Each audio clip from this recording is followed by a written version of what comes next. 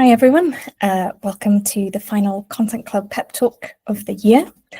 Before we begin, we'd like to thank Content Design London, who sponsor these talks and make it possible for us to pay our speakers.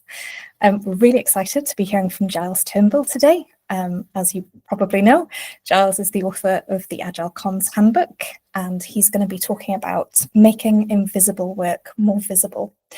We'll have some time for questions at the end, and we will just be recording the talk part of this. So I'm going to hand over to Giles. Giles, over to you. Hello, thank you very much, Nia. Hello, everybody. Happy Tuesday afternoon. It's nearly Friday. It's nearly basically the Christmas break. Everything's going to be fine. I've been telling myself that for weeks. Right, let me do the screen sharing dance. Dum-de-dum. Click the things. There we go. Now, apologies in advance. I'm showing you some slides in edit mode because the technical problem that Nia just referred to in the introduction is that the slides wouldn't display in proper presenting mode. Google Slides was having a bit of a hissy fit and refusing point blank to display everything properly. But I really want to show you the slides in my browser. So for reasons that will become clear as we go along. So I'm going to show them to you in edit mode, which means if you look and squint really hard at the left-hand side, you can get a sneak preview of what's coming up. But don't do that because that'll be spoilers. I'm going to be waffling at you for about 25-ish minutes, and then we'll have some time for some chat. Feel free to bung questions in the chat box as we go along, but I might miss them. So if I do, remind me at the end, or Nia will remind me, or something like that. And what's the other thing? The other thing is, I know that some of you have been in sessions like this that I've done before. I'm pretty sure some of you have. So I am going to try very hard not to repeat myself. I will be mentioning the book because you have to, don't you? But you know, it's just a book. Anyway, let's start with this question that you can see on the screen. I'd like you please to, you've already had a chance to read it while I've been bimbling on at you. I would like you to write in the chat for this call right now, the answer that the thing that you normally do. So you're in a meeting with somebody, they don't know what content design is, they've never heard of it, they give you a complete sort of face when you mention it. I want you to describe not what you would potentially do or what you would like to be able to do, but what you actually already do, what you have done in the past. And I know that you can't go into detail because we don't have time for you to write a whole essay, but just broad brush strokes, high level, what sort of thing do you say, or what example do you give, or how do you try to get the concept of content design across to anybody that you meet in that circumstance? Take a few seconds to have a think, and then do some tippity typing in the chat box, and let's see what people come up with. There won't be much more hard work after this, I promise. This is like as tricky as it's going to get for this session.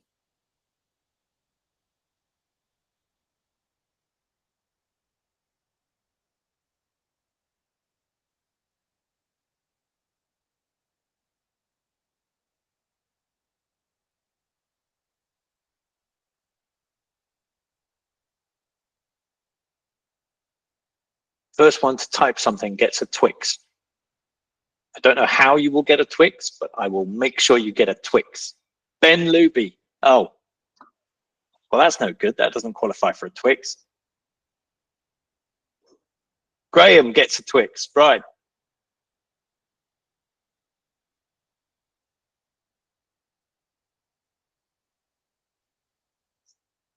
Okay.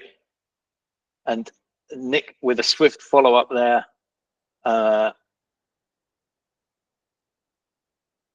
Oh, that's an interesting one from Athena. Katharina Grimm's UX writing. Okay, I'm not actually familiar with that one. I'm going to have to look that one up.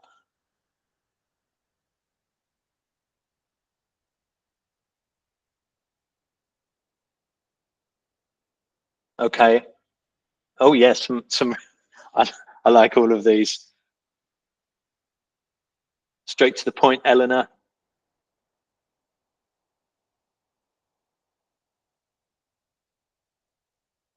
Yeah, yeah, me too, Ben. I love these answers as well. Yeah, if you want to add more, please do. But all of those are interesting, and it's also quite interesting to see the variety. Oh, hang on, Athena, are you asking me a screenshot of what? I'm not sure. Not sure what you mean there, but anyway, we can deal with that at the end if we need to. I'm going to keep on waffling. That's the thing that I normally do to explain content design to somebody who has never heard of it is I try to use a concrete example of a specific thing that I can show somebody in a browser. And you will all know, you will all be thoroughly, utterly bored to tears of the traditional example of the gov.uk bank holidays page. So I'm not going to dwell on that one because you all know about that one, right? Yeah, Rachel, I usually say gov.uk. Yeah, me too, very often. Since the bank holidays page example has been overused over the many years since it became a thing, which is like frighteningly many years now. I started during the pandemic to use another example from Essex County Council. Is there anybody here from Essex or previously at Essex? Shout or put something in the chat box if that's you. I briefly did a piece of work with Essex during the pandemic. It wasn't this. It was a separate thing. But while I was doing that work, I heard this story. And the very short version is that when the pandemic kicked off, the switchboard staff at Essex County Council were completely overwhelmed with incoming calls from people in the county looking for help from the council. And of course, it was made worse because half of the switchboard staff were off sick with COVID. So things rapidly got out of hand, rapidly got very difficult for Essex County Council dealing with this volume of calls. And somebody in the digital team there heard about this and said, maybe we can do something to help. And they did a very quick little project. And they very quickly, with a bit of user research, realized that the problem lay in the contact us page, which was, and it was the old version, which we can see on the left of this slide, the smaller of these two screenshots. The problem with that contact us page, they quickly surmised, was that it didn't tell you how to contact the council. What it gave you, rather, was a list of departments with links to relevant pages about each department. But it made it quite hard for you to actually pick up the phone and call somebody, which is what the majority of user needs were at that particular stage in the pandemic. A lot of people just wanted to get on the phone to the council and say something like, I'm worried about my elderly neighbour, or you know, my family are sick, I don't know what to do, who do I call, who do I turn to? Are the bins still going to be collected despite the lockdown? All of that stuff. People had questions, they just wanted answers. So that team very quickly did a piece of content design work to rebuild that page, and they added phone numbers. You can see on this screenshot that underneath each of the headings, so report a concern about an adult, report a concern about a child, registration services, it's just cut off at the bottom there. You can see they added actual telephone numbers. This wasn't what the page looked like in the pandemic, but this was the style of page that they changed to during the pandemic. It doesn't look like this now because they've changed the template and the formatting that they're using, but the page content is still more or less the same as this. So that's one example that I often use to explain what I mean by content design. But I've recently found a much better one, which I think is my most favorite of all time. And before I show it to you, I just want to ask everybody in the room, have any of you accidentally run for president of Iceland? It's an easy mistake to make, right? Because I will share these slides after this session. every screenshot you see with a big fat grey board around it, like this one, every one of those screenshots is a link to the relevant thing on the internet so that you can go and look at it for yourself. So if we look at this one, hang on, let's find the link. Oh, edit mode, don't let me down now. Here we go, open in a new tab. There we go. This article by Anna Anderson is well worth your time reading. It describes very high level, there you go, there's the relevant picture. Essentially, the rules in Iceland are that anybody can put themselves forward for election as president, any Icelandic citizen. And to do it, you have to put yourself forward, you have to register, and then you have to collect endorsements from people. But the problem with the web page that they had for this process is that the button for collecting endorsements looks very, very similar to the button for putting yourself forward, for registering yourself.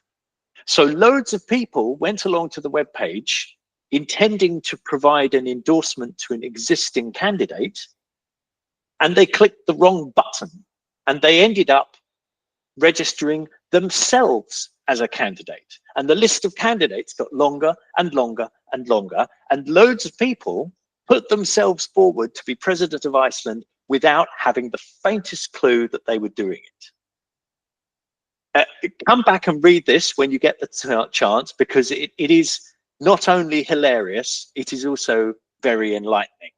And it is a wonderful, wonderful example. And that is the story that I tell these days when I want to try and explain content design. I say to them, content design is the work that you do when you're trying to make sure that citizens of your nation don't accidentally put themselves forward to become its leader. That's content design. But there's quite a lot that I don't need to be telling you because you've already heard it.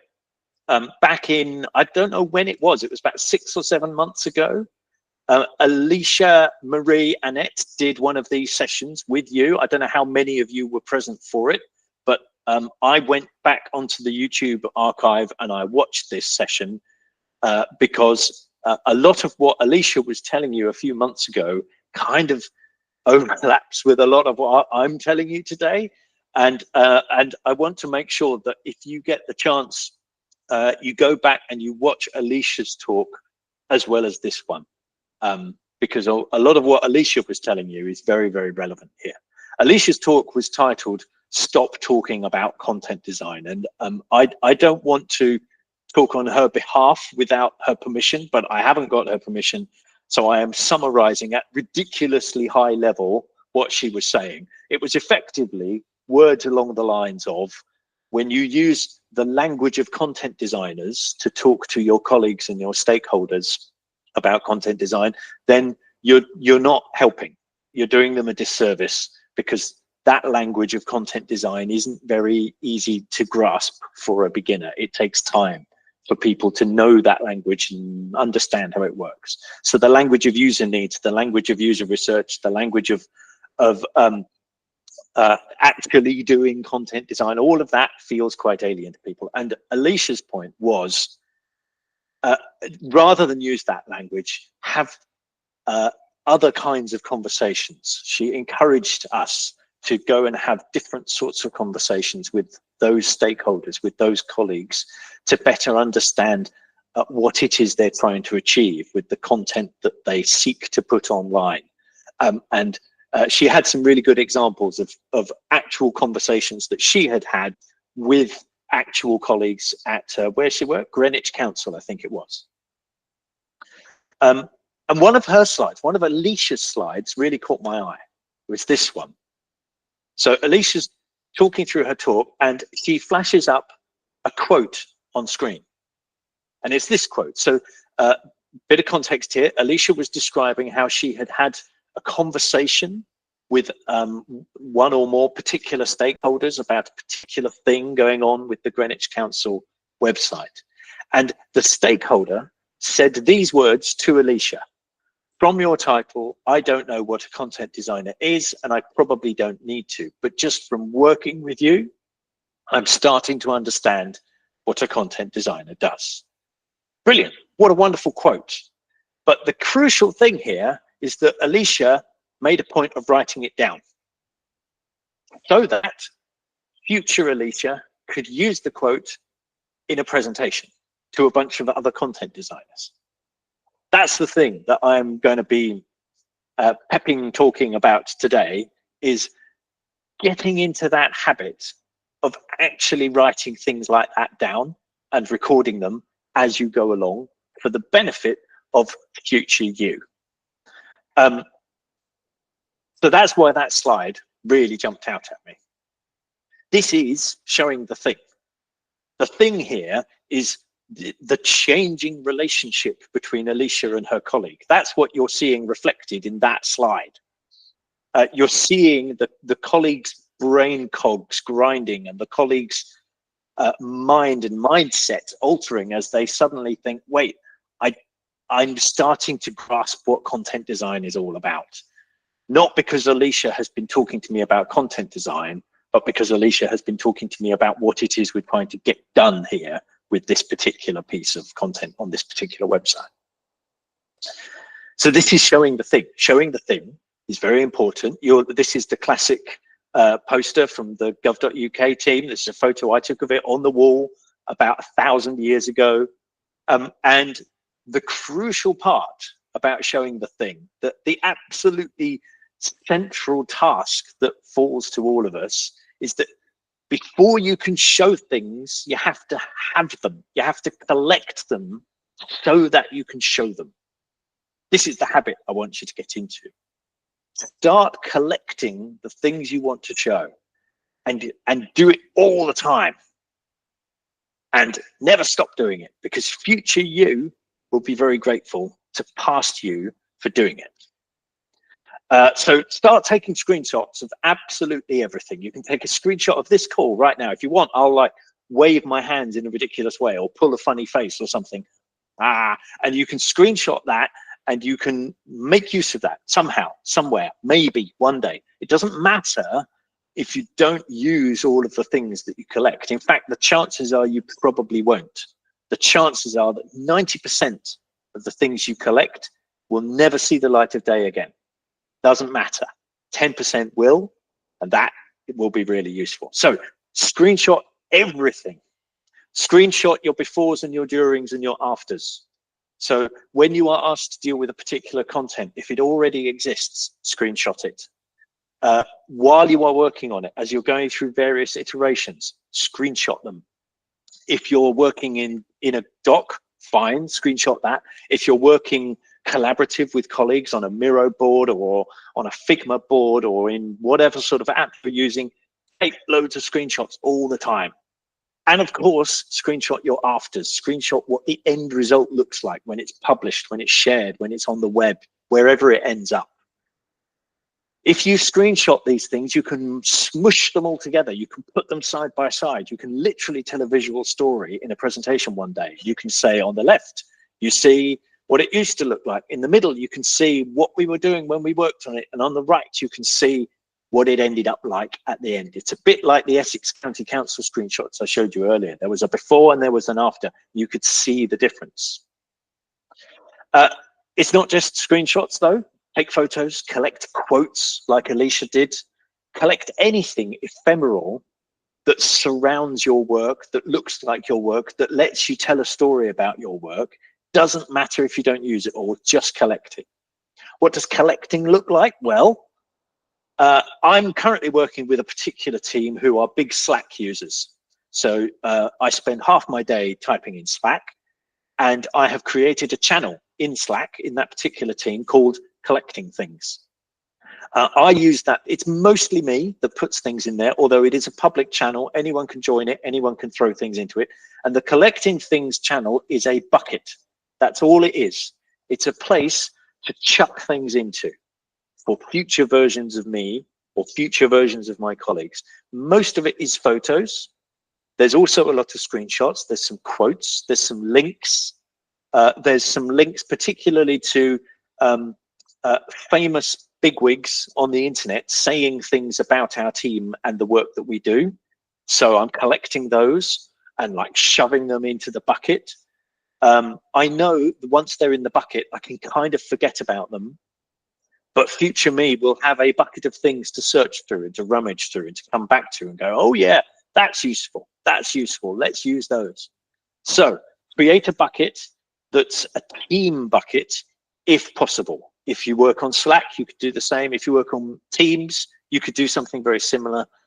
But not everybody is working in a team. Not everybody is working with a bunch of colleagues. Even if it's just you, you can create a bucket. This is another bucket that I've got on my Mac, which is just a folder, and I call it the raw material archive, and I throw things into it. Most of it you can see is images. Most of those are JPEGs, and sometimes they are pictures of people or of screenshots or of all sorts of different bits and bobs. I just throw them in there. I try to give them a meaningful name, because the chances are that our future me will be searching for something by name. So I try to anticipate what future me might search for, give them a name, chuck them in the bucket.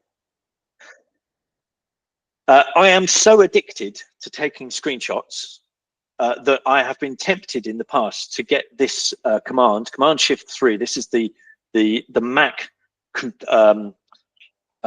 keyboard shortcut for taking a screenshot of your whole screen. The keyboard shortcut for taking a screenshot of a portion of the screen is Command Shift 4.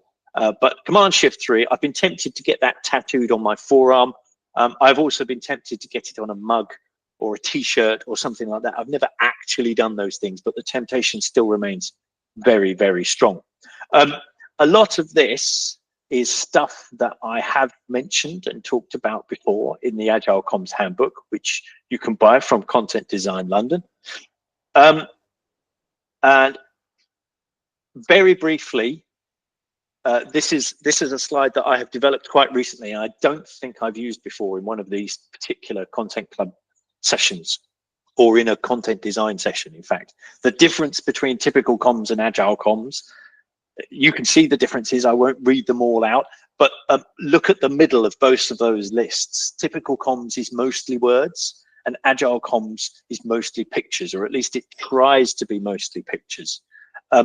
Typical comms demands a lot, and agile comms demands a little. Typical comms makes you sigh. Agile comms tries to make you smile where appropriate, where relevant. This is the difference. This is what showing things lets you do. Showing things is a mechanism for making this happen. But you can only show things if past you has taken the time to collect them.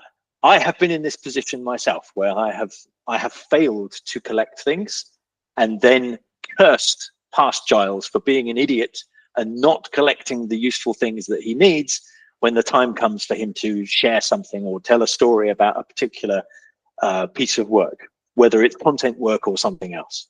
So collecting things is the task you need to do to make the strategy of showing the thing work.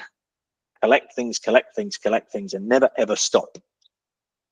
I'm going to very briefly show you some examples now of teams who have obviously collected things. Now, these are slightly different. So these are not teams talking about content design, and they're not teams doing an internal job. I'm guessing, correct me later if I'm wrong, I'm guessing most of you will be mostly communicating internally within your organizations about content design, and that's the challenge that you face. I might be wrong, tell me later if so. And these examples are not like that. But what these examples do show you is teams who have collected things. So this is the Science and Media Museum. They're based up in Sheffield, I think. And they're very good at collecting things. They've got an excellent blog, which you should come back to and look through if you ever get the chance. Even if you're not that interested in science and media, you should come and have a look at this, because this is an excellent example of a team talking about their work as they go along, doing agile comms, doing working in the open. This team do it very well. But I was going to show you this particular blog post that they wrote. When was this? January this year. So this museum has an archive of film, as in, you know, strips of acetate film. And when you're looking after stuff like that, you have to look after it carefully, otherwise it degrades. and it will just literally crumble to dust if you don't look after it properly. So you have to put it in cold storage. And there's a whole profession to explore here. But what I like about this particular blog post is that the authors of this post have made the effort to collect a few things that help an idiot like me understand what they mean when they talk about cold storage. It means that you have to deal with cellulose nitrate film stock, as they call it, and that means using, you know, paperweights and magnifying glasses and presumably pairs of scissors and stuff to chop these things up and put them and manipulate them properly. It also means that you have to use a web page. Apparently there is, of course, if you can imagine it, it exists on the internet. I had never imagined a storage calculator for acetate, but apparently somebody did, and it exists on the internet, and you can use it to calculate how you should do your cold storage to make sure that your acetate lasts for as long as possible. I think, incidentally, film nerds, there is a difference between acetate film and nitrate film. I don't know what that difference is. I gave up chemistry after O-level. The final thing about this cold storage blog post that I really like, this is my favorite bit of collecting things here, is that they talk about storing these things in a freezer. And if they had not shown me this photograph, I would have pictured the freezer in my kitchen, which cost about £300 from Currys a few years ago. This freezer is not the same. This is a different kind of freezer. This is a very different kind of cold storage. I'm guessing it probably cost a lot more because it's a professional freezer for professional things. I'm guessing the only things that get stored in freezers like this are film stock and vaccines or something like that. I don't know. Anyway, they showed the thing very effectively, but they would not have been able to do it had they not made the effort to take that photo and take that screenshot. Let's go to another example. I only found this example just within the last week. This is a team in Scotland. Here we go. Yes, I'll have the cookies, whatever. And they're talking about designing some digital services. You can come back and read this later when you get the chance if you want to, but crucially, they've got that. They took a screenshot of some stuff they were doing on, that looks like Miro to me, on a Miro board. Is there another one? No, that's it. That's the only one in this blog post. But they made the effort, they remembered to collect that screenshot as they went along. That helps them illustrate the story, tell the story, and show the actual work. A frightening amount of the work of digital teams these days is mucking about with sticky notes in Miro boards. So how are you going to show that? You take a screenshot. Another example. This is one of my favorite new discoveries. This is also, I only found this out quite recently. The open funding pilot was a project done by Sport England in association with FF Studio. Don't know if any of you have heard of FF, but they are an exciting new digital products and services studio based in London doing really, really cool things. ff.studio is their website. Go and look them up. But they were working with Sport England on a very short, you can see this was a 13 weeks, 13 lots of week notes project to design a funding mechanism, I think, for Sport England to issue funding to sport organisations around the country. Come back and read these week notes when you get the chance. My favourite one is week note number 6. From November, this is from a year ago, November 2023, but look at all the things that they're showing. They've got a photograph of a document or a book or something that made a difference. There you go. There's another photograph from the same book. You can see where somebody's made loads of highlights with a highlighter pen and added a little sticky note onto the book. They've got some screenshots here of some prototypes, I think, that they've been building. It's a prototype form. And this is content design. Look, they've been actually changing the content between iteration on the left and the iteration on the right. So here you go, some befores and some afters right there. Is there another one? Yes, there you go. It's another Miro board. You can't get enough of them. So again, they are showing the thing. Very simple technique, but it's working. One more, I think. Yes, one more example. It's good old gov.uk. This is, yes, cookies. This is from 2021, and it's about some design work on how they style the links. But again, you can see a screenshot at the top and screenshots further down. I like screenshots that show snippets of code. I think that's quite cool. Even if you're not a coder, if you're a non-developer, you can at least see that developing has been going on. Even if you can't read the code and understand it, doesn't necessarily matter.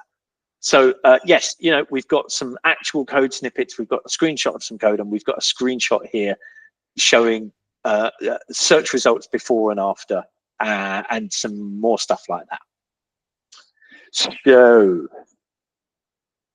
Alicia said it 6 months ago, 7 months ago, however long it was. Show them what good content looks like and how people interact with it. That was the top tip that you could possibly get from anyone today. All I am saying is that in order to show them, you're going to have some things to show. Words aren't going to cut it, no matter how good you are at words, and you are all very good at words because you're content designers. Even if you're making your words really, really simple, people aren't necessarily going to have the time and the inclination and the energy to listen to you or to read all of your stuff. So to try and make it easier for them, make it more visual, show them more pictures, put the pictures in slide decks, or like put the pictures on web pages, do what you need to do with those pictures. Tell people stories about the act and the activity of content design, a little bit like the President of Iceland story, a little bit of like the Essex local government story, a little bit like the gov.uk bank holidays page, if you want to go back to the old classics. But the point here is, if you can tell a story about content design, a story illustrated with pictures, then you're going to have a much easier time of making invisible work much more visible, because you'll actually have something to show people. Okay, I am going to stop rambling and waffling. We can do some Q&A now, and you can ask me anything you like. Doesn't have to be about this. And I will make sure I'll share the link for this slide deck. It's in Google. I will share this with Nia before, well, I don't know before when, but very soon. And you will be able to come back and browse through these. And like I said, anything with a big fat gray border like that is a link, and you can just click it and go and see what's at the other end. Thank you for listening. I will stop sharing and you can ask me stuff. Thanks so much, Giles. I'm just going to stop recording quickly, so if you bear with me. Lovely.